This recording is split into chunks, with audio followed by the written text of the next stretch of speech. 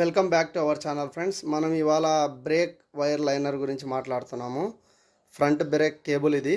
చూడండి, వానాకాలం కానీ ఎండాకాలం కానీ అలాగే మనకు ఉన్న ఇనుప వస్తువులు తగిలే చోట కొన్ని టర్నింగ్స్ దగ్గర ఇటువంటి బెండ్స్ అయ్యే చోట ఈ ప్రాబ్లమ్స్ అనేది వస్తుంది. ఇది మళ్ళీ మన సస్పెన్షన్ బెండ్ అయ్యే చోట క్రాక్స్ అయితే రెండు ఉన్నాయి. అండ్ ఇది మనకి పైన వైపు మనకి స్టీల్ రాడ్ ఉంటుంది, ఫ్రంట్ ఫోర్క్ రాడ్, అది కట్ చేసింది, ఇక్కడ అంతా తినేసింది. అండ్ ఇది కూడా వంగే చోటనే, ఇది మధ్యలో మిడిల్ ప్లేస్ ఇది.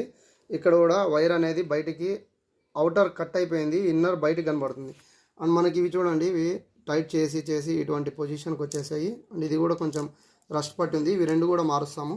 ఇటువంటివి కంపల్సరీ మార్చుకోవాలి. 3 వైర్స్ మనం ప్రతి సంవత్సరం ఒకసారి మార్చుకుంటే చాలా మంచిగా ఉంటుంది.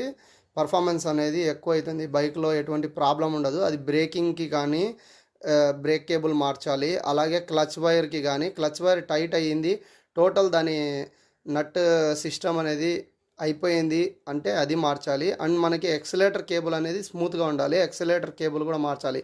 1 ఇయర్కి 1 టైము ఈ 3 వైర్స్ అనేది మారిస్తే బండి పర్ఫార్మెన్స్ పర్ఫెక్షన్ అనేది ఉంటుంది.